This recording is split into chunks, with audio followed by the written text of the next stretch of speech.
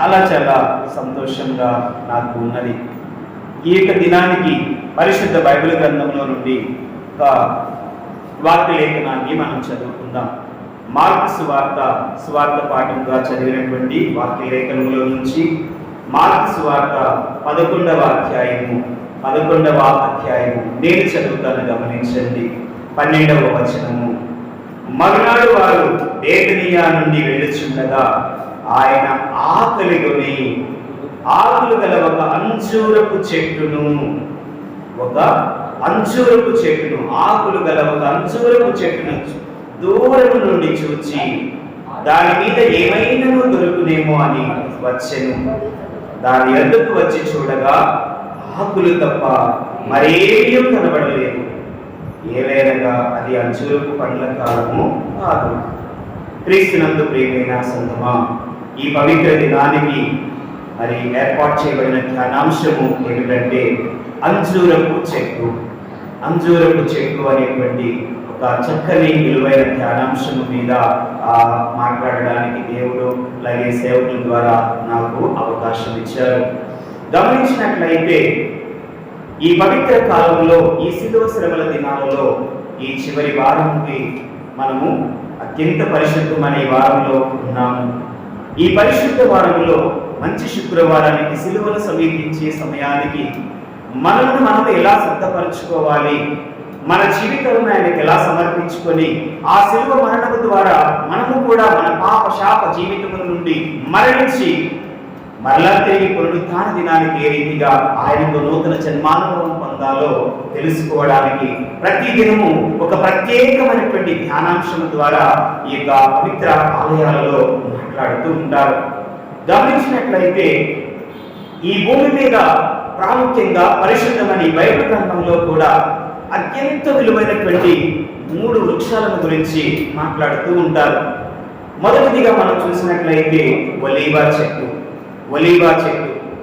అలాగే రెండవది ద్రాక్షావల్లి. ప్రభువైన యేసుక్రీస్తు వారు కూడా దాని గురించి ఎక్కువ పర్యాయాలు ఉపమానముగా మాట్లాడారు. నేనే నిజమైన ద్రాక్షావల్లిని అని కూడా ఆయన యోహాను సువార్త 15వ అధ్యాయం 6వ వచనంలో ఆయన తెలియజేస్తూ ఉంటారు. తనను తాను ఆ ద్రాక్షావల్లితో ఆయన సరిపోల్చుకున్నట్లుగా కూడా చూస్తాం. మూడవది అతి విలువైనదిగా ఇది కూడా చెప్పబడేటువంటిది. ప్రభువారు కూడా అనేక సందర్భాల్లో లేదా ఈ పరిశుద్ధ గ్రంథంలో ఎక్కువ సార్లు ఉపయోగించబడినటువంటి వృక్షం ఏమిటంటే అంజూరపు చెట్టు. ఈ 3 కూడా ప్రత్యేకమైనటువంటి వృక్షాలుగా, ప్రత్యేకమైనటువంటి చెట్లుగా వీటిని గుర్తించడం, వాటిని విలువైనటువంటి ఔషధ గుణాలు కలిగినవి మరి ఉన్నాయి. అలాగే సమాధానకరమైన జీవితానికి నిదర్శనంగా ఉన్నాయి. తెలుసు కదా, ఒలీవ చెట్టు అంటే ఈ రోజున మనందరికీ, చదువుకున్న ప్రతి ఒక్కరికి తెలిసిన ఒక సత్యము. ప్రపంచ శాంతి సంస్థ యుఎన్ఓ, యునైటెడ్ నేషన్స్ ఆర్గనైజేషన్ అంటారు, ఐక్యరాజ్య సమితి, దాని యొక్క సింబల్ కూడా ఒక గ్లోబ్ ఉంటుంది. ఆ గ్లోబ్ లో అనేక దేశాలు ఉన్నట్లుగా చూపిస్తూ దానిని శాంతియుతమైనటువంటి 2 ఒలీవ కొమ్మలు ఇలా మధ్యలో ఉన్నట్లుగా చూపిస్తూ ఉంటారు. అంటే శాంతికి, సమాధానానికి నిదర్శనముగా, ఆ యొక్క పవిత్రత నిదర్శనముగా ఆ ఒలీవ చెట్టుని మనం చూస్తూ ఉంటాం. అలాగే గమనించినట్లయితే ఎన్నో విలువైన ఔషధ గుణాలు కలిగి ఉంటుంది. విలువైనటువంటి లేదా అత్యంత పవిత్రమైన ఆయిల్ని వాటి ద్వారా, ఆ గింజల ద్వారా తీస్తూ ఉంటారు. ఎంతో మరి విలువైన దేవుని సన్నిధిలో ఉన్నటువంటి ఆ యొక్క ధూపదీప నైవేద్యానికి ఉపయోగించేటువంటి ఒక విలువైనటువంటి ఆయిల్ని, స్వచ్ఛమైన వాటిని దంచి తీసేటువంటిది ఆ యొక్క ఆలయంలో, ఆ యొక్క ధూప ఆరాధనకి ప్రత్యేకంగా మరి ఆది కాలంలో వినియోగించిన సందర్భాన్ని మనం చూస్తాం. అంత మాత్రమేనా, మరి ద్రాక్షావల్లి అంటే నేనే నిజమైన ద్రాక్షావల్లి అని ఆయన దానితో చెప్పడం మనం చూస్తాం. ఎన్నో విషయాల్లో తనను తాను నేను ఆ ద్రాక్షావల్లి నుండి తీయబడినటువంటి సజీవ యాగమైన ఒక రక్తముగా కూడా ఆయన పోల్చుకున్నాడు. ఆ ద్రాక్షరసమే నా శరీరమైన నా యొక్క రక్తము అని చెప్పబడుతూ ఈ రోజుకి దానిని తీసుకుంటున్నాం. మూడవదిగా చూస్తున్నాం అంజూరపు వృక్షం. ఎన్నో ఔషధ గుణాలు కలిగినటువంటి లేదా విలువైనటువంటి మాధుర్యమైనటువంటి సమాధానానికి దర్శనమైన, కాలమానాలను గురించి చెప్పగలిగిన, రాకడను గురించి మాట్లాడగలిగిన, అంత మాత్రమేనా మన జీవితంలో నిర్భయంగా జీవించడానికి అవకాశం కల్పించిన విలువైనటువంటి ఔషధ గుణాలతో మరి అనేక వ్యాధులను సైతం, నయము కాని జబ్బులను సైతము ఆ అంజూరపు పండ్ల యొక్క ముద్దను త్రొక్కి ఆ యొక్క భయంకరమైన లేదా వ్యాధిగ్రస్తమైనటువంటి గుండ్ల మీద పెట్టినప్పుడు అద్భుతమైన స్వస్థత కలిగినట్లుగా మనం చూస్తాం. ఈ రీతిగా ఈ అంజూరపు వృక్షం అది అలాగే ఒక ఫలభరితమైన స్థితికి నిదర్శనం. ఇక్కడ మనం చదువుకున్న వాక్యంలో కూడా అదే కనిపిస్తుంది. ఫలించని నిండైనటువంటి ఆకులు కలిగి ఉంది, కానీ ఏ మాత్రము ఫలభరితమైన స్థితి దానిలో చూడడం లేదు. కాలము కాదు అని ఉన్నది, కానీ దానికి అనేక విమర్శలు ఉంటాయి, అది మనకు అనవసరం ఇక్కడ. కానీ గమనించినట్లయితే ప్రియమైన వారలారా, అంజూరపు వృక్షము అనేటువంటిది సహజంగా ప్రపంచంలో యెరూషలేములో ఉన్నటువంటి లేక యెరూషలేము పాలస్తీనా ప్రాంతాలలో మాత్రమే అది అత్యధికంగా పండుతుంది. ఇది రెండు రకాలుగా పనిచేస్తుంది, రెండు రకాలుగా మనకి కనిపిస్తుంది అని మనం చూడొచ్చు. ఒకటి గమనించినట్లయితే వ్యాపరే అనేటువంటి ఒక రకమైనటువంటిది, రెండోది కార్మోస్ అనేటువంటి మరొక రెండవ రకమైనటువంటి ఫల విధానాన్ని చూస్తాం. ఈ రెండు కూడా మరి అంజూరపు వృక్షానికి సంబంధించినటువంటివి. రెండు కూడా అంజూరపు వృక్షాలలో అందులో రెండు రకాలుగా కనిపిస్తాయి. వ్యాపర్ అనేది ఎక్కువగా బేకరీస్ లో ఆ యొక్క అనేక స్వీట్స్ తయారు చేసే విషయంలో దానిని ఎక్కువగా వినియోగిస్తారు కనుక ఆ వృక్షాన్ని బట్టి దానికి వ్యాపర్ అనేటువంటి పేరు. కార్మోస్ అనేటువంటిది దీన్ని కూడా ఎన్నో రకాల ఔషధాలలో, మందులలో, వైద్య సంబంధమైన విషయాలలో, ఆహార పదార్థాలలో దీనిని వినియోగించడం అనేది జరుగుతూ ఉంటుంది. కాబట్టి గమనించినట్లయితే ఈ యొక్క అంజూరపు యొక్క పంట అనేది శ్రేష్టమైనటువంటి రెండు కాలాలలో రెండు రకాల పంటల ద్వారా కూడా వస్తుంది. మొట్టమొదటిది ఏంటయ్యా అంటే జూన్ జూలై మాసంలో వచ్చేటువంటి విలువైనటువంటి మరి ఆ యొక్క అంజూరపు పంట వస్తుంది. కానీ అంత మధురము కానీ మాధుర్యముగా కానీ లేక శ్రేష్టమైనటువంటిదిగా మనం చెప్పలేము. కానీ ఫలభరితమైనటువంటి పంటే ఉంటుంది.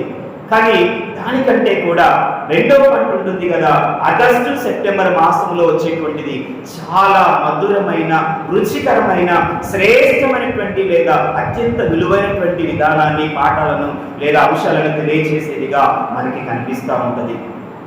ఈ శ్రేష్టమైనటువంటి ఈ రెండు రకాల అంజూరపు వృక్షాల గురించి లేదా వాటి విలువల గురించి, వాటి ద్వారా మన జీవితంలో నేర్చుకోవాల్సినటువంటి కొన్ని పాఠాలు ఏంటో ఈ రోజున మనము తెలుసుకోవడానికి ప్రయత్నం చేద్దాం.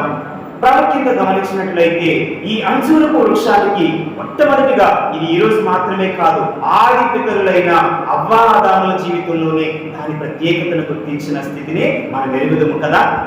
ఎలాగంటే లోక వ్యామోహము చేతను అపవాది చేత శోధింపబడినటువంటి వారి జీవితంలో పాపము చేసినప్పుడు, తినకూడదు అని చెప్పినటువంటి పండ్లు తినినప్పుడు, ఆ అపరాధం చేత, ఆ పాపం చేత వారి యొక్క సిగ్గు వారికి తెలిసినప్పుడు వారు మరి ఆ చెట్ల చాటుకు వెళ్ళి వాళ్ళు ఉన్నట్లుగా అంజూరపు కచ్చడములు చేసుకున్నట్లుగా ఆది కాండంలో మనం చూస్తాం. ఆది కాండం 3వ అధ్యాయం 7వ వచనంలో మనం పరిశీలన చేసినట్లయితే ఆ శ్రేష్టమైనటువంటి మాటను మనం గమనించుతూ ఉంటాం.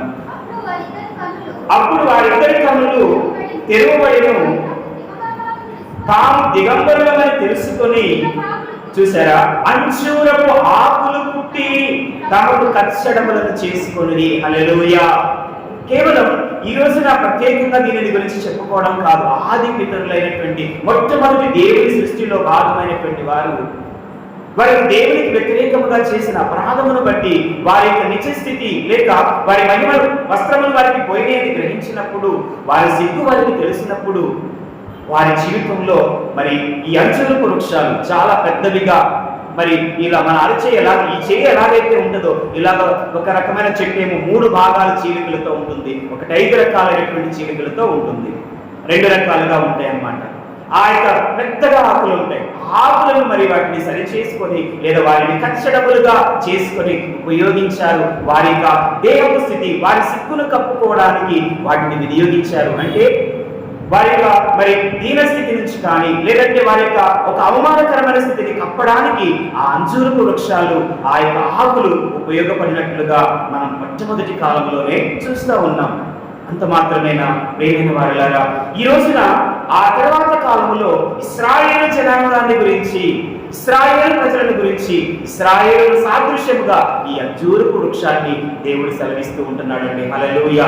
అయ్యా, మీరు ఒలివ లేక ఈ అంజూరపు లేదా ద్రాక్షవల్లి లేదంటే ఒలివ ఒక్కమ ఇవి బైబిల్ గ్రంథంలో ఉన్నాయి. కానీ వాటన్నిటికంటే విలువైనటువంటి వారినిగా ఇశ్రాయేలు ప్రజలను, యాకోబు సంతతిగా ఈ రోజున సమస్త ప్రపంచంలో ఉన్నటువంటి దేవుని బిడ్డలైనటువంటి వారి విషయంలో ఇశ్రాయేలులను సాదృశ్యముగా అంజూరపు వృక్షంతో పోలుస్తూ ఉన్నాడు ప్రభువైన యేసుక్రీస్తు. చూద్దాం, బైబిల్ గ్రంథంలో మనం చూసినట్లయితే హోషేయ గ్రంథము 9వ అధ్యాయము, హోషేయ గ్రంథం దానియేలు తర్వాత ఉంటుంది. చూడండి ఒకసారి హోషేయ గ్రంథము గమనించినట్లయితే 9వ అధ్యాయము మనం చూస్తాం. 10వ వచనంలో అక్కడ ప్రవక్త చెప్తూ ఉన్నాడు, అరణ్యంలో ద్రాక్ష పండ్లు దొరికినట్లు ఇశ్రాయేలు వారు నాకు దొరికిరి. చిగురు పెట్టు కాలముందు అంజూరపు చెట్టు మీద తొలి ఫలము దొరికినట్లు మీ పితరులు నాకు దొరికిరి. చాలండి, ఎంత శ్రేష్టమైన మాట చూస్తున్నాము. చూసారా, ఆయన అంటున్నాడు, అయ్యా, అరణ్యంలో ద్రాక్ష పండు దొరికినట్లు ఇశ్రాయేలు వారు నాకు దొరికిరి. చిగురు పెట్టు కాలం ముందు అంజూరపు చెట్టున తొలి ఫలము దొరికినట్లుగా మీ పితరులు నాకు దొరికారు. ఎంత విలువైన మాట! అంటే ఇశ్రాయేలు ప్రజలందరికీ సాదృశ్యముగా దేవుడు వెళ్ళినటువంటి వారిని సాదృశ్యముగా అంజూరపు వృక్షముతో పోలుస్తున్నాడు. అంటే ఈ రోజున మనం అందరం కూడా అంతటి శ్రేష్టమైన వారము, అంత విలువైనటువంటి వారము, అలాంటి ఆశీర్వాదకారమైన ఇశ్రాయేలు జనాంగముగా ఉన్నాము. కాబట్టి ఇదిగో మీరు అంజూరపు వృక్షముతో మనం పోల్చబడుతున్నాము. అనగా ఒక శ్రేష్టమైన ఫలభరితమైనటువంటి వారు. చూసారా, ఎలాగైతే తొలి ఫలము దొరికినట్లుగా మీరు నా పితరులకు దొరికారు. అంటే ఇశ్రాయేలు సంతతి వారమైన మనకు ఏర్పాటు చేయబడినటువంటి దేవుని బిడ్డలమని దేవుని వాక్యం చెప్తుంది. నిజంగా దేవుని బిడ్డలమైన మనం, ఇశ్రాయేలు ప్రజలమైన మనం ఆశీర్వాదం పొందినటువంటి, ఆశీర్వదించే వరకు నేను విడిచిపెట్టలేదా అని ఆయన పెరుగులాడి ప్రార్థన చేసినటువంటి వ్యక్తి యొక్క సంతతిలో ఉన్న మనం ఈ రోజున మనకు అవసరమైన దాని విషయంలో, మనం పొందుకోవాల్సిన దాని విషయంలో, మనం దీవెన పొందుతున్న విషయంలో వెనుగులాడేటువంటి, ఆశీర్వదించబడేటువంటి వరకు కూడా నీవు దీవిస్తావా లేదా అని ఆయన దగ్గర మొరపెట్టేటువంటి ఆత్మ తీవ్రతను ఈ రోజున ఎంతమంది కలిగి ఉంటున్నాము. ఇశ్రాయేలు ప్రజలుగా ఒక విలువైన ఆధిక్యత అంజూరపు వృక్షముతో పోలుస్తూ దేవుడు మనకి ఇస్తున్నాడు కదా. ప్రియమైన సంగమా, అంత మాత్రమేనా? ఈ రోజున ఈ ఆశీర్వాదకరమైన జనాంగముగా ఉన్న మనకి దేవుడి 2025 సంవత్సరం యొక్క ఈ పవిత్ర దినాలను కూడా గడిపే భాగ్యాన్ని మనకిచ్చాడు. ఈ భాగ్యవంతమైన అవకాశాన్ని నిజంగా మనం ఎంతవరకు సద్యోగం చేసుకుని ఆ శిలువ దర్శనం వైపు, ఆ శిలువలో వేలాడుతున్నటువంటి ఆ 3 మేకుల మీద పట్టబడి వేలాడబడుతున్న ఆయన శిలువ వైపు ఎంతమంది ఆ దర్శనాన్ని చూస్తున్నాం? ఎంతమంది ఆయన శిలువ రక్తంలో నా దేవా, నా జీవితాన్ని రోజున పరిశుద్ధపరచండి, ఆ రక్తంలో శుద్ధి చేసి ఒక నూతన జీవితపు అనుభవాన్ని నాకు ప్రసాదించమని, నిజముగా ఆశీర్వదించబడిన జనాంగముగానే ప్రతి విషయంలో నేను ఉండేలాగా కృప చూపించమని ఎంతమంది అడగగలుగుతున్నాం? దేవుని వాక్యంలో మనం చూస్తాం కదా, ఈ అంజూరపు వృక్షం అనేది ఈ ఇశ్రాయేలు ప్రజలకు ఏ రీతిగా అయితే సాదృశ్యంగా చూపించబడుతుందో, ఆ ఇశ్రాయేలు ప్రజలైనటువంటి వారిని నిర్భయముగా, ధైర్యంతో, సంతోషంగా మరి జీవించడానికి అవకాశం కల్పిస్తూ ఉంటుంది. చూద్దామా, మరి గమనించినట్లయితే మొదటి రాజుల గ్రంథము 4వ అధ్యాయము 25వ వచనంలో మనం చూసినట్లయితే అక్కడ మరి ప్రవక్త మాట్లాడుతూ ఉన్నాడు. మొదటి రాజుల గ్రంథము 4వ అధ్యాయము గమనించండి, 25వ వచనం మనం చూస్తాం. సొలొమోను దినములన్నిటిను ఇశ్రాయేలు వారేమి, యూదా వారేమి, దాని మొదలుకొని బెయేర్షెబా వరకును తమ తమ ద్రాక్ష చెట్ల క్రిందను అంజూరపు చెట్ల క్రిందను నిర్భయముగా నివసించుచుండేది. హల్లెలూయా! ఎంత గొప్ప మాట! ఎందుకంటే అంతకుముందు దావీదు మరి సొలొమోను కాలములకు ముందు దావీదు కాలంలో ఎప్పుడు చూసినా యుద్ధాలే. కానీ సొలొమోను కాలానికి యుద్ధములు లేకుండా శాంతియుతమైన వాతావరణాన్ని దేవుడు స్థిరపరిచాడు. హల్లెలూయా! అలాంటి ఒక సమాధానకరమైనటువంటి వాతావరణంలో, లేక దావీదు యొక్క యుద్ధ కాలంలో ప్రజలందరూ కొంతమంది భయముతో, భీతితో అనేక మంది ద్రాక్ష చెట్ల కింద, లేక ఇదిగో ఈ అంజూరపు చెట్లు, నిజంగా అంజూరపు చెట్లట ఒక 2 అంతస్తులు డాబా ఎంతుందో అంత విస్తారంగా పెరగగలదు, శాఖోపశాఖలుగా ఉంటుంది, చాలా విస్తారమైన పండ్లు కలిగి ఉంటుంది. దీని ప్రత్యేకత ఏంటంటే, మరి ఇంతకుముందు ఒక విషయము, ద్రాక్ష పండ్ల కాలం అంటే ఎలా ఉంటది, లేక క్షమించండి, అంజూరపు పండ్ల కాలం అంటే ఎలా ఉంటది అని అంటే, ఆకులు రావడానికి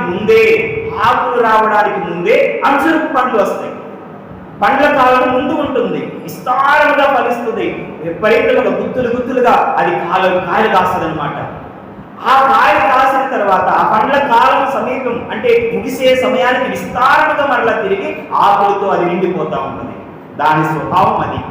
అలాగా ఇక్కడ కూడా మనం చూస్తున్నాం, విస్తారమైనటువంటి ఆకులతో పచ్చగా ఎప్పుడు కూడా ఉండేటువంటి ఈ యొక్క మరి వృక్షాల కింద ప్రజలందరూ, ఆనాడు ఇశ్రాయేలు ప్రజలు సమాధానముగా, నిర్భయముగా, భయం లేకుండా, ఆందోళన లేకుండా, కలవరం లేకుండా, రేపేంటి అనే ఆవేదన లేకుండా, ఈ అనారోగ్యం ఎంతకాలం ఉంటుంది, ఈ బాధ ఎంతకాలం ఉంటుంది, ఈ సమస్య నా జీవితంలో పోదా, ఈ రోగం అనేది విడిచిపెట్టదా, ఈ ఆవేదనకరమైన పరిస్థితులు మారవా, జీవితంలో సమాధానం ఉండదా, భార్యాభర్తలు అర్థం చేసుకునే పరిస్థితులు, కుటుంబంలో బిడ్డలు తల్లిదండ్రుల మధ్య ఐక్యత ఇంకెంత కాలానికి వస్తుంది అనే ఆందోళన, కలవరము, ఒక భయానకమైనటువంటి పరిస్థితి లేకుండా సొలొమోను కాలానికి దేవుడు ఒక సమాధానకరమైన వాతావరణం ఆ యొక్క 37వ వచనం నుంచి మనం చూసుకుంటే అర్థమవుతుంది అన్నమాట.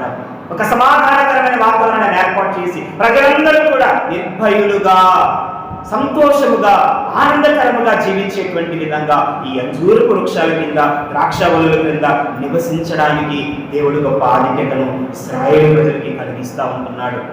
ఈ రోజున ఆత్మవిశ్వాసంతో దేవుని వెంబడిస్తున్నటువంటి నీవు, నేను కూడా నిరీక్షణ కలిగి ఆయన శిలువ దర్శనాన్ని వైపు చూస్తున్నటువంటి మన జీవితంలో కూడా మనం నివసించే ఆ చిన్న కుటీరంలోనే, ఆ గుడిసెలోనే సమాధానము కలిగి, నెమ్మది కలిగి, ఆదరణ కలిగినటువంటి వారుగా, ధైర్యము కలిగి జీవించగలిగిన ఆత్మీయ స్థితిని ఈ రోజున మనం అనుభవిస్తున్నామా?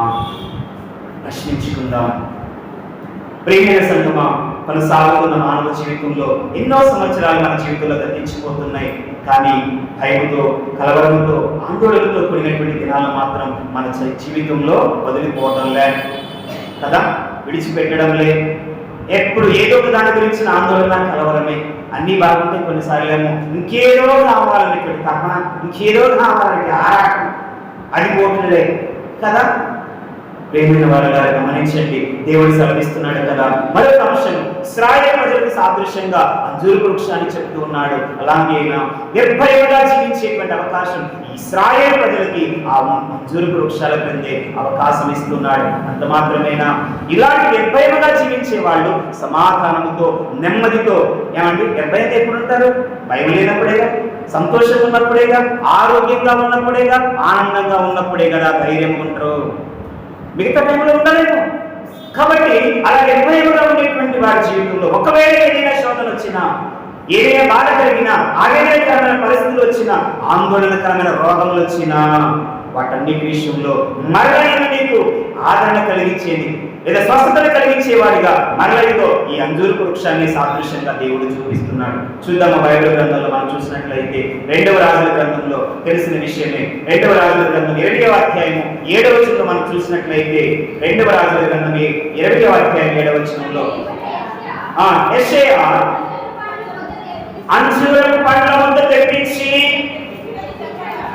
అతని కురుపు మీద లేదా ఆ రాచకుండు, ఆ భయంకరమైనటువంటి వ్యాధి కలిగినటువంటి స్థలం దగ్గర ఆ యొక్క ముద్ద పెట్టిన తరువాత చూసారా, అతడు బాగుపడెను. హల్లెలూయా!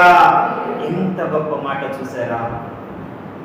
నీతిపరుడే, యథార్థపరుడే, న్యాయంగా ఉన్నానయ్యా, సత్యం అనుసరిస్తూ నీ దగ్గర ఎలా ఉన్నానో, నీ సన్నిధిలో నేను ఎలా జీవించానో, నిందాపరుడిగా నేను ఎలా ఉన్నానో నీకు తెలుసు కదయ్యా అని తనకు వ్యాధి కలిగినప్పుడు, తనకి బాధ కలిగినప్పుడు, తనకి ఆవేదన కలిగినప్పుడు, ఇదిగో మరి ఆ ప్రవక్త వచ్చి నీ పని అయిపోతుంది నాన్న, కాబట్టి ఇదిగో మరి నీ ఇల్లు చక్కబెట్టుకోమని చెప్పారు.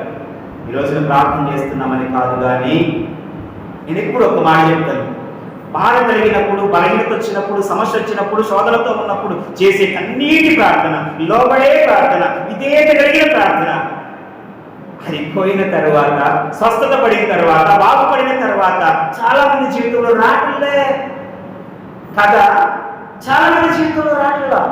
అదే ఆత్మీయ అనుభూతి నువ్వు బాధలో, బలహీనతలతో, శ్రమలతో, శోధనతో ఉన్నప్పుడు ఏ రీతిగా దప్పిక కలిగి నిన్ను నువ్వు లోపరుచుకొని ఇది చేస్తావా లేదా, నన్ను బాగు చేస్తావా లేదా, బలపరుస్తావా లేదా, ఎంతగా తగ్గించుకుని లోబడి అడిగావో అదే ప్రార్థన నీ జీవిత కాలం అంతయు ప్రతి దినము కాల్చి దేవుని సన్నిధిలో మరి ఉదయకాలం నైవేద్యముగా సమర్పించిన, సాయంత్రకాలం నైవేద్యముగా సమర్పించిన నీ జీవితంలో యోబు వలె ఒక అగ్ని కంచెలు వేసి నీ కుటుంబాన్ని కాపాడడా? హల్లెలూయా. ఏం చేయగలుగుతున్నాం మరి మన భక్తి జీవితంలో? సమయం ఉండగానే దానిని సద్వినియోగం చేసుకోవాలి. దీపం ఉండగానే ఇల్లు చక్కబెట్టుకోవాలా? దీపం ఉండగానే ఇల్లు చక్కబెట్టాలా? సమయం ఉండగానే దాన్ని సద్వినియోగం చేసుకోవాలా? దాటి వెళ్ళిపోయాక, చీకటి పడాక, లేకపోతే గాలి దుమ్మొస్తుంది మనదాకా, అవునా, కరెంట్ పోతే అక్కడ కూర్చోవడం అనేలా చేసింది. ఏ పని జరగదు, ఏం చేయలేము. అలాగే ఈ రోజు జీవితంలో కూడా మనకు అవకాశం ఉన్నప్పుడే, ఆశీర్వాదకరంగా ఉన్నప్పుడే, ఆరోగ్యంగా జీవిస్తున్నప్పుడే ఈ జీవితానికి మహిమకరమైనటువంటి దేవుని ఆశీర్వాదాన్ని పొందుకోవడానికి నువ్వు ఎందుకు ప్రయత్నం చేయలేకపోతున్నావు? అందుకే దేవుడు అంటున్నాడు కదా, ఒకవేళ బాధతో ఉన్నా నువ్వు మంచివాడివే, మంచిదానివే, సంతోషం. కానీ కొన్నిసార్లు నీతిమంతులకు కలుగు ఆపదల అనేకమైన వాక్యం చెప్తుంది కనుక అలాంటి ఒకవేళ అపవాది సంబంధమైన శోధన ఏదైనా ఒకవేళ వస్తే, పొందుకుంటే నీ జీవితంలో ఆ బాధ బలహీనత అనేది ఏర్పడితే దానిని బట్టి కూడా దేవుడు నీకు ఆదరణ కలిగిస్తూ అంజూర వృక్షాన్ని చూపిస్తున్నాడు. హల్లెలూయా. అందుకే అంటున్నాడు కదా, ఏమంటున్నాడు? మిమ్మల్ని యెషయా అంజూరపు పండ్ల మొత్తం తెప్పించుడని చెప్పగా వారు దానిని తెచ్చి ఆ రాచకుండు మీద, ఆ కురుపు మీద, ఆ భయంకరమైన మరణకరమైన వ్యాధి ఉన్న స్థలం మీద దాన్ని వేసిన తరువాత అతడు బాగుపడెను. హల్లెలూయా. అద్భుతమైన స్వస్థత జరిగింది. మరలా 15 సంవత్సరాల ఆయుష్ను ఆయన పొందుకొని సమాధానకరంగా ఆయన రాజ్యంలో జీవించినట్లుగా, ఆయన కాలంలో ఉన్నట్లుగా మనం చూస్తా ఉన్నాం. చూసారా? ఒక అంజూరపు వృక్షం వ్యాధిని, మరణకరమైనటువంటి స్థితిని కూడా తప్పించగలిగిన ఒక ఔషధముగా అక్కడ అంజూరపు వృక్షం లేదా అంజూరపు పండ్ల ముద్ద మనకి కనిపిస్తుంది. ఏమైనటువంటి దేవుని బిడ్డ, నీవు కూడా ఈ రోజు నిన్ను నన్ను కూడా ఒక అంజూరపు వృక్షంతో దేవుడు పోలుస్తున్నాడు. ఎంతకాలానికి ఫలిస్తావు నాన్న? ఎంతకాలం ఫలిస్తావు తల్లి? నీ దగ్గరికి వచ్చి ఫలాలు చూడాలనుకుంటున్నాను, ఆశతో తినాలని అనుకుంటున్నాను, ఎప్పటికీ నీ స్థితి కనిపిస్తుంది అని చెప్పేసి అన్నట్లుగా ఆయన చూస్తా ఉన్నాడు. చూద్దామా? లూకాసు వార్త 13వ అధ్యాయం, లూకాసు వార్త 13వ అధ్యాయం 6-9 వచనాలలో మనం గమనించినట్లయితే ఆ చక్కని మాటలు కనిపిస్తూ ఉంటాయి. లూకాసు వార్త 13వ అధ్యాయం 6వ వచనం చదవనన్నా. మరియు ఆయన వారితో ఈ ఉపమానము చెప్పారు, ఒక మనిషిని ద్రాక్ష తోటలో అంజూరపు చెట్టు ఒకటి నాటబడి ఉండెను. అతడు దాని పండ్లు వెనక వచ్చినప్పుడు ఏమీ దొరకలేదు కనుక అతడు ఇదిగో అబ్బాయి 3 ఏళ్ల నుంచి ప్రతి సంవత్సరం వస్తూనే ఉన్నాను కయ్యా, పండ్లు చూద్దామని చెప్పేసి అది చెట్టున ఏమీ దొరకలేదు, కాబట్టి దీనిని నరికివేయి, ఎందుకు దీని వలన ఈ భూమి కూడా వ్యర్థమైపోవాలి అని చెప్పేసి ద్రాక్ష తోటమాలతో మాట్లాడుతూ ఉన్నాడు. చాలా ఒక్క నిమిషం ఆగుదాం. అక్కడ గమనించారా? ఈ రోజున ఈ సమాజం అనేటువంటి ద్రాక్ష తోటల్లో, ఈ లోకం అనేటువంటి ద్రాక్ష తోటల్లో, లేక ఈ సకల జనుల క్రీస్తు దేవాలయం అనేటువంటి ద్రాక్ష తోటలో యజమానిగా ఉన్నటువంటి మరి అయ్యగారి యొక్క ఆధ్వర్యంలో గమనించండి, ప్రతి ఒక్కరి విషయంలో విజ్ఞాపన చేసే విజ్ఞాపనకర్తగా ఉన్న ఆయన ప్రతి ఒక్కరు ఫలించాలా, అభివృద్ధి పొందాలా, ఆశీర్వాదం పొందాలా, వేడుకలుపడాలని చెప్పేసి ఒకరించి మొరపెట్టేటువంటి సేవకుల యొక్క విజ్ఞాపన ఈ రోజున అనేక మంది జీవితంలో ఆశీర్వాదాన్ని కలుగజేస్తుంది. హల్లెలూయా. ఎందుకో తెలుసునా? ఇంకొక సంవత్సరం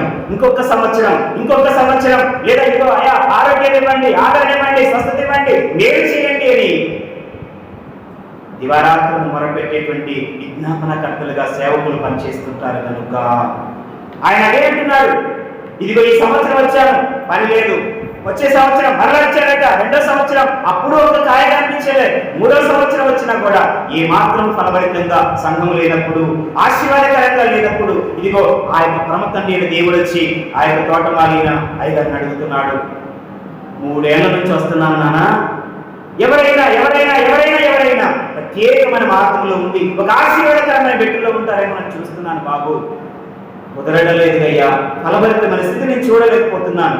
ఆత్మ ఫలాలు ఎన్ని ఉన్నాయండి?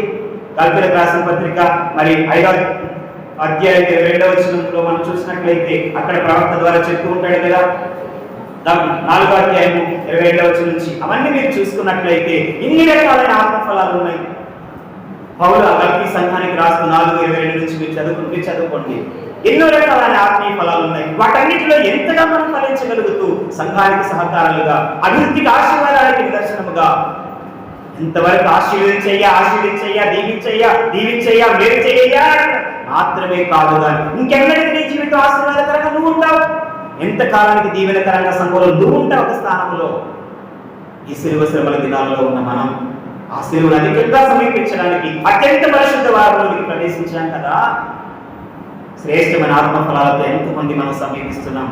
ఎంతో మంది సేవకులు నేను అదే అనుకుంటాను, అయ్యా ఈ రోజు నేను బ్రతికున్నాను, పట్టగడుతున్నానంటే నా గొప్పతనం, నా నీతి, నా యథార్థత, నా భక్తో అని నేను ఎక్కడ అనుకోను. ఎంతో మంది భక్తి పరులు, విశ్వాసులు, సేవకులు, ప్రియులైన వారు అనేక మంది మా దేశం కోసం, విశ్వాసులైన వారి కొరకు, క్రైస్తవులైన వారి కొరకు ప్రార్థిస్తున్నారు కనుక ఆ ప్రార్థనా బలం, నీతిమంతుల ప్రార్థన బహుబలవంతులై విశ్వాసరహితమైన ప్రార్థన ఇంకా ఎన్నో అద్భుతాలు చేస్తుందని వాక్యాలు ఉన్నాయి కనుక వారు చేస్తున్నారు కనుక ఈ రోజు మేము ఉన్నాము అని దేవునికి స్తోత్రం చెల్లిస్తాను. హల్లెలూయా. నిజమే కదా క్రీస్తునందు ప్రియమైన సంగమా. అక్కడ కూడా ఆ యజమానుడు చెప్తున్నాడు, అయ్యా ఈ సంవత్సరం కూడా ఉండనిద్దాం, ఎరువు వేస్తానయ్యా, వాక్యమైన విత్తనాలు వేస్తాను, సారమైన మేత పెడతాను, ఇంకేదో చేస్తాను నేను. అది ఫలించినా సరే సంతోషముగా, ఆత్మ సంబంధమైనటువంటి శరీరం వెలగడానికి వచ్చినా సరే సంతోషంగా ఉంటుంది. ఒకవేళ అప్పుడు ఇంకా ఫలభరితమైన స్థితి రాకపోతే అప్పుడు నరికేద్దామయ్యా, కానీ సంవత్సరం అందిద్దామా. అయ్యగారు అదే చెప్తారు, ఈ 2020 సంవత్సరం నీకు ఇచ్చారంటే దేవుడు నీ విషయంలో ఏం చేయాలనుకుంటున్నాడో, ఇంకా ఏం జరిగించాలనుకుంటున్నాడో, ఇంకా ఏ రకమైన మేలు చేతులు నింపాలనుకుంటున్నాడో నీకు ఆ అవకాశాన్ని, ఆశీర్వాదాన్ని అనుభవింప చేయడానికి దేవుడు నీకందరికీ లేని భాగ్యాన్ని ఆశీర్వాదకరంగా నీకు ఇస్తున్నాడు అనే సత్యాన్ని మనం గుర్తు చేసుకోవాలి. ప్రేమైన సంగమా, ఈ కొనసాగుతున్న మానవ జీవితంలో ఒక ఆశీర్వాదకరమైన జీవితంలోకి మనం వెళ్ళాలనేది దేవుడి ఉద్దేశం. కాబట్టి ఆయన అంటున్నాడు కదా, ఇదిగో మన ఫలించేటువంటి గుణాన్ని, ఫలించేటువంటి తత్వాన్ని నీ జీవితంలో కలిగి ఉన్నప్పుడు సంఘానికి, కుటుంబాలకు లేక ఒక మాదిరికరమైన విశ్వాసగా నీవు ఉంటావని అంటాడు. అలాగే దేశ కాలమాన పరిస్థితుల గురించి తెలియజేయడంలో కూడా ఈ యొక్క అంజూరు పండ్ల కాలం అనేది మనకి ఒక సాదృశ్యంగా కనిపిస్తుంది. చూద్దామా, చూడండి, ఒక 2 రిఫరెన్స్ మాత్రమే తెలియజేస్తాను. మత్తయి వార్త గమనించినట్లయితే ఆయన కాపు కొరకు ఎదురు చూస్తూ ఉన్నాడు. నీలో నాలో కూడా ఎప్పుడు ఫలిస్తారు, ఒక ఆశీర్వాదకరమైన స్థితిలోనికి ఎప్పుడు ఉంటారని దేవుడు చూస్తూ ఉన్నాడు కదా. మత్తయి వార్త 2వ అధ్యాయం 18-19 వచనాలు ఇవి 3 సువార్తల్లో కూడా కనిపిస్తుంది. మత్తయి వార్త, మార్కు వార్త, లూకా వార్తల్లో ఈ యొక్క ఉపమాన వాక్యం అదే ఉంటుంది మీకు. మత్తయి వార్త 21-18-19 వచనాల్లో కూడా మనం చూస్తాం. మత్తయి వార్త వెళ్ళుచుండగా ఆకలితోని త్రోవ ప్రక్కన ఒక అంజూరపు చెట్టును చూచి దాని ఎద్దకు రాగా దాని ఎందు ఆకులు తప్ప మరి ఏమీ కనబడలేదు కనుక దానిని చూచి ఇక మీదట ఎన్నటికీ నీవు కాపు కాయకుందువు గాక అని చెప్తే వెంటనే తక్షణమే చెట్టు ఎండిపోయిందట. ఎంత ఆశ్చర్యకరమైన సంగతి చూసారా. ఈ రోజున మన జీవితంలో కూడా దేవుడు ప్రతి ఒక్కరికి, ఇక్కడికి వచ్చిన ప్రతి ఒక్కరికి ఎంతెంత వయసు ఉందో మరి మనందరికి నాకు తెలుసు. ఇదిగోండి, నాకు తెలిసినంత వరకు సండే స్కూల్ అనుభవం, ఇక్కడే మందిరంలో నా అనుభవం, అలాగే నా ఇంటర్ సెకండ్ ఇయర్లో బాప్తిసం తీసుకోవడం, ఆ తర్వాత డిగ్రీ ఫస్ట్ ఇయర్ నుంచి దేవుని ఆలయంలో సులువు మాటల మీద మాట్లాడిన అనుభూతి, ఆ రోజు నుంచి మరలా ఈ రోజు వరకు కూడా ఒక పరిచర్యలో నేను కూడా ఒక భాగస్థునిగా ఉన్నాను అంటే అది ఎంతో సంతోషకరమైన విషయం. 40 సంవత్సరాలు ముగించుకొని 40 నేను ఉన్నాను. ఇన్ని సంవత్సరాల అంటే నా బాప్తిసం తీసుకున్న 99వ సంవత్సరం, ఇప్పటికి 25 సంవత్సరాలు నా విశ్వాస జీవితపు అనుభవం, ప్రార్థనా జీవితపు అనుభవం, పరిచర్య ప్రభావం 20 సంవత్సరాల నుంచి దేవుని యొక్క సన్నిధిలో ఉన్నటువంటి నా యొక్క అనుభవం. నేను ఎందుకు గుర్తు చేస్తున్నానో తెలిసిన దేవుని చిత్తానుసారంగా ప్రతి విషయంలో మంచి యవన కాలంలో బాప్తిసం తీసుకున్నప్పుడు ఆశలు, కోరికలు, అనేక విషయాలు బాప్తిసం తీసుకున్నావు కదా. నా స్నేహితులు నా ఇంటర్లో కానీ, నా డిగ్రీలో, నా పీజీలో, నా బీఈడీలో కానీ అనేక విషయాలకు ప్రేరేపించిన సందర్భాలు ఉండేవి, రక్షపడిన సందర్భాలు ఉండేవి. కానీ నేను దేవుని బిడ్డగా బాప్తిసం తీసుకున్నాను. దేవుని ఆలయంలో 25 మందికి చెప్పే నేనే తప్పు చేస్తే, ఇది బైబిల్ చెప్పాడు పౌలు, ఎదుటి వారికి బోధించి నీకు బోధించుకోవా అని చెప్పేసి అన్నట్లుగా ప్రతిసారి ఆ మాట హెచ్చరికగా ఉండేదన్నమాట. ఎన్నో విషయాల్లో అనేక ఆశలను కోరికలను చంపివేసుకొని దేవుడికి మహిమకరంగా ఉండాలని ఈ రోజుకి కూడా నన్ను నేను కంట్రోల్ చేసుకోవడానికి ప్రయత్నం చేస్తాను. ఎందుకో తెలిసిన నేను దేవుని చేత ముద్రింపబడిన వాడిని, మహిమకరంగా నాగరికరంగా నేను ఆశీర్వాదకరంగా ఉండాలి అనేటువంటి తపన. ప్రేమైన సంఘమా, ఎన్నో ఇంట్లో ప్రార్థన జీవిత అనుభవాలు మనకు ఉన్నాయి. అందుకే దేవుడు అంటున్నాడు కదా, అన్న ఇదిగో కాపు కొరకు ఎదురు చూస్తున్నాడు ఈ విషయంలో. సంపూర్ణంగా పచ్చగా కనపడుతున్నాం, ఆకులు సమృద్ధిగా కనిపిస్తున్నాయి, ఫలాలయ్యా అని ప్రశ్నిస్తున్నాడు ఆయన. అందుకే ఇదిగో ఆ ప్రతి విషయంలో కూడా ఫలభరితమైన స్థితి మనకు కావాలని యెషయా గ్రంథం 28:4 కూడా అదే మాట చెప్తుంటాడు. శ్రేష్టమైన మొట్టమొదటి ఫలం దొరికినప్పుడంట అంజూరపు ఫలం అసలు చేతిలో పడిన వెంటనే టక్కన మింగేస్తారట, టక్కన తినేస్తారని చెప్పి అక్కడ ఉంటుంది. అక్కడ యెషయా గ్రంథం 28:4 మన సెకండ్ లైన్ లో కనిపిస్తుంది ఆ మాట. మీరు గమనించినట్టు సెకండ్ లైన్ చూసారా, వసంత కాలం ముందు రాకమునుపు మొట్టమొదటి అంజూరపు పండు చేతిలో పడితే ఏ రీతిగా అయితే వెంటనే దానిని తింటామో చూసారా, అలాగన ఆయన ఆశతో నీ వైపు నా వైపు చూస్తా ఉన్నాడని చెప్పి వాక్యం చెప్తా ఉంది. ప్రియమైన మరి సంఘమా, అంత మాత్రమేనా కాలమాన పరిస్థితులు కూడా సూచించడానికి. ఎందుకంటే ఈరోజు మనకు తెలుసు, వసంతకాలం అంటే వేసవి కాలానికి ముందుగా వచ్చేటువంటి నెలల్లో వచ్చేది. అప్పుడు ఆకు రాలిపోయి మరలా తిరిగి కొత్తగా చిగురు పెడుతుంది వసంతకాలం. మనకు అప్పుడే ఈ కొత్త పండుగలకి అన్ని స్టార్ట్ చేస్తూ ఉంటాము. అలాంటి విధానానికి ఆ యొక్క కాలముల గురించి కూడా దేవుడు తెలియజేస్తూ, ఈ కాలములకు ఈ సమయానికి మళ్ళా చిగుర్చి పెట్టి కొత్త ఫలములతో నీవు అలంకరించుకుంటావు అన్నట్లుగా దేవుడి పవిత్ర కాలాన్ని సిలువ యాగపు దినాలను నీకు అవకాశం ఇస్తున్నాడు.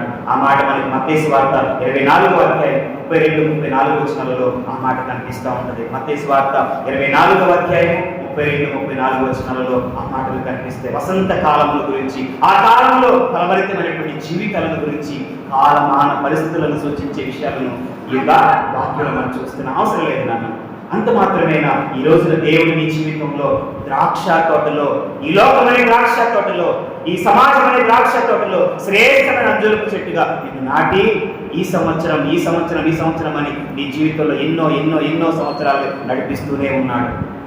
లోకంలో ఉన్న, లోక వ్యామోహంతో ఉన్న, లోకాశలకు లోబడుతూ జీవిస్తున్నప్పటికీ, సమస్యలతో శోధనతో పట్టబడుతున్నప్పటికీ కూడా నేను చక్కని వాక్యం ఉంది కదా, ఎంత విలువైన వాక్యం. జకర్యా గ్రంథంలో మనం చూస్తాం నిన్న ఎంత శ్రేష్టమైనటువంటి ఆ యొక్క 9వ అధ్యాయం 12వ వచనం అనుకుంటా, చివరి వచనంలో, బంధకములలో పడి ఉండి నిరీక్షణ కలిగినటువంటి వారలారా, ఇదిగో మీరు మీ కళ్ళ మరలా ఎత్తుకోండి, ఎందుకంటే నీ రాజు నీకు రెండంతల మేలుతో నింపడానికి ఆయన వచ్చి ఉన్నాను అంటున్నాడు. హల్లెలూయా.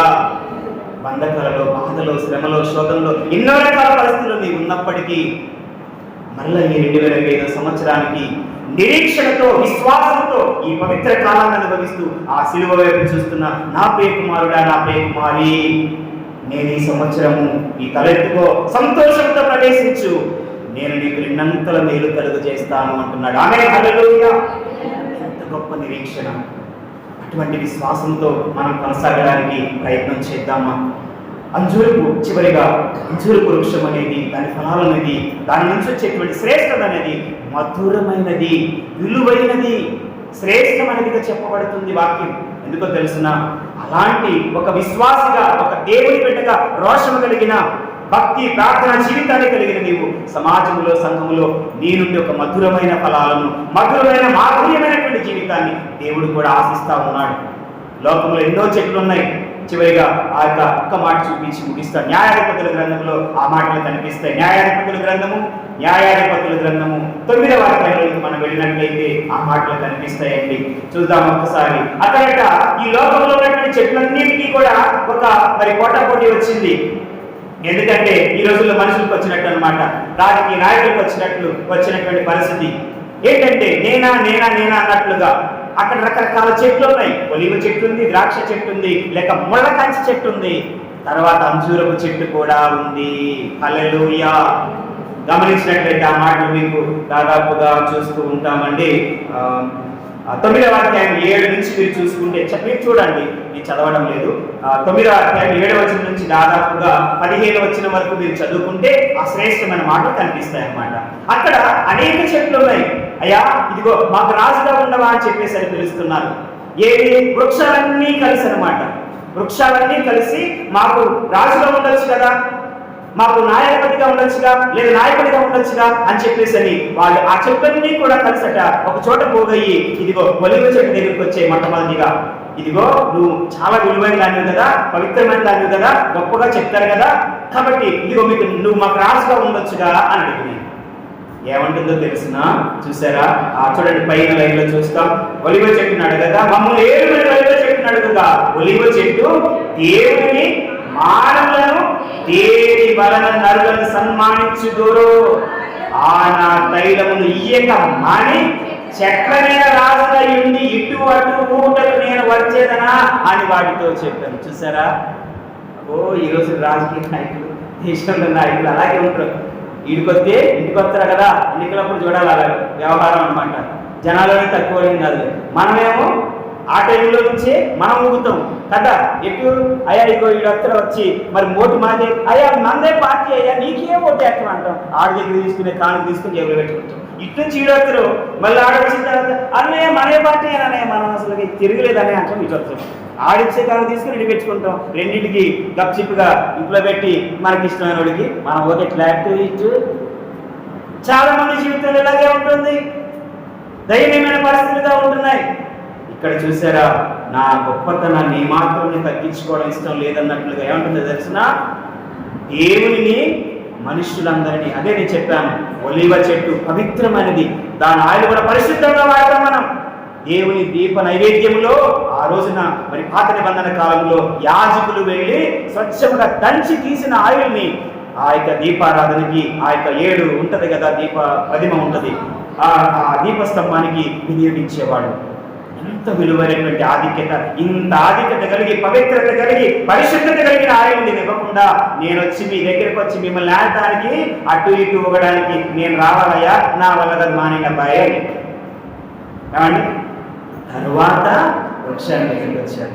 అంజూరు చెట్టు 10వ వచనం నుంచి చూద్దాం. అప్పుడు చెట్లు నీవు వచ్చి మమ్మను ఏమని అంజూరు చెట్టును అడుగుగా, అంజూరు చెట్టు చెట్ల మీద రాజులై ఉండి ఇటు అటు ఊగుటకు చూసారా? నా మాధుర్యమును నా మంచి ఫలములను నేను ఇయ్యక మానుదునా అని వాటితో చెప్పారు. ఎంత గొప్ప మాట! హల్లెలూయా! ఈ రోజున నీవు క్రైస్తవ విశ్వాసిగా, దేవుని బిడ్డగా, నీ ప్రార్థన, నీ భక్తి జీవితం, నీ విశ్వాస జీవితం అనేది సంఘంలో, సమాజంలో, నీ కుటుంబంలో మాధుర్యముగా ఉన్నదా, చేదుగా ఉందా, చెడ్డగా ఉందా? ఏమండి, ఆలోచన చేద్దామా? మాధుర్యమైనటువంటి స్థితిని నేను కలిగి ఉన్నాను. సేమ్గా మనం చూసినట్లయితే ఎలా ఉందట? మంచి ఫలములు. ఈ రోజు మీకు తెలుసు లేదు, అంజూరపు చెట్టు యొక్క ఫలాల నుంచి రక్తహీనతను తీసేస్తాయి, సమృద్ధి రక్తం ఇస్తాయి. ఒకవేళ నీరసంతో ఉంటేనంటే ఆ అంజూరపు పండ్లు కనుక 2 తీసుకొని తింటే వెంటనే ఇన్స్టెంట్ ఎనర్జీ వస్తుంది. తర్వాత ఒకవేళ మొలలున్న వాళ్ళకి, విపరీతమైన వేడిన వాళ్ళకి 2 కానీ 3 కానీ అంజూరపు పండ్లు రాత్రులు నానబెట్టేసి అవి తెల్లారి ఆ నీళ్లు ఆ పండ్లు తింటే ఒక్క వారం రోజుల్లోనే అసలు వేడి కొట్టేస్తుంది, మొలలు పూర్తిగా తగ్గిపోతాయి, రక్తహీనత ఉండదు. కాకపోతే విలువైన ఖరీదే ఉంటుంది. పావుకిలోనే 300 రూపాయలు ఉంటుంది దాదాపుగా. అంటే నేను తీసుకుంటా కాబట్టి చెప్తున్నాను. అలా విలువైనటువంటివిగా పనిచేస్తాయి.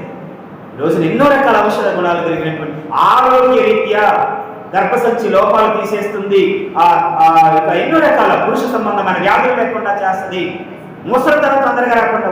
మేకప్ యాప్ చూసారా? ఆ మేకప్ వేసే వాళ్ళు తొందరగా ముసలితనం రాకుండా ఉండాలంటే అంజూరపు పండు తీర్చడానికి చక్కగా ఉంటారట. లేదా నిజం, అంజూరపు పండు రోజు తింటే శరీరం ముసలితనం తొందరగా రాగట. మరి ప్రయత్నం చేయాలి. వీళ్ళని గమనించండి. ఈ కొనసాగుతున్న ఆధ్యాత్మిక జీవితంలో లోకంలో కాదు, నీ మాధుర్యపు స్థితి ఈ ప్రార్థనా జీవితం ద్వారా, ఈ వ్యక్తిగతమైన విశ్వాస జీవితం ద్వారా వ్యక్తపరచడానికి ప్రయత్నం చేద్దాం. మనం ఎక్కడున్న మహిమకరంగా, మాదిరికరంగా జీవించడానికి ఆ సిలువలో వేలాడుతున్న యేసయ్య వైపు చూస్తూ, నేను చెప్తున్న మాట కాదు కదా, ఇక్కడే ఉందిగా, మాధుర్యమైన శ్రేష్టమైన మంచి ఫలాలు ఇవ్వకుండా నేను అటు ఇటు తిరిగితే ఏమైనా ప్రయోజనం? అంటే ఏ దిక్కు తోచక ఏం చేయాలి అర్థం కాక ముళ్ళ కంచె దగ్గరికి వెళ్ళారు. ఆ తర్వాత వచ్చిన వాళ్ళు ఉంటారు, అదే నాకు నేను చూసుకుంటూ ముళ్ళ కంచె దగ్గరికి వెళ్ళి అసలు తగులుకుంటేనే వదిలిపెట్టదని భయం కదా. అలాగే ఉంటుంది కొన్నిసార్లు.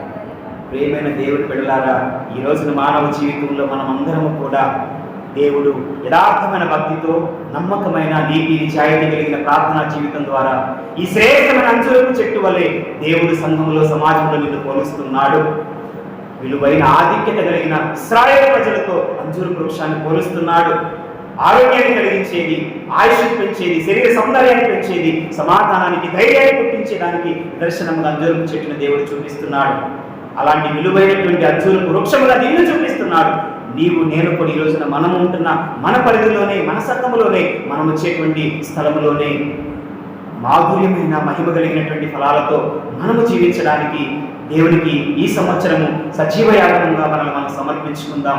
ఆ సిలువలో కాచిన రక్తములు మనల్ని మనం శుద్ధి చేసుకుంటూ పరిశుద్ధ బలియాగముగా మన జీవితాలను అంకితం చేసి ఇక నుంచి అయినా మనము ఈ దినం నుంచి అయినా దేవునికి మహిమకరంగా, మాధుర్యమైన, శ్రేష్టమైనటువంటి ఈవులతో, ఫలాలతో ఆయన ఎదుట ఫలించు జయ జీవితమును కలిగి వర్ధిల్లినట్లుగా దేవుడు పరిశుద్ధాత్మ ద్వారా మనల్ని స్థిరపరిచి, బలపరిచి ఆయన కృపలో నిరంతరంగా వర్ధిల్ల చేయును గాక. ఆమేన్. చిన్న ప్రార్థన.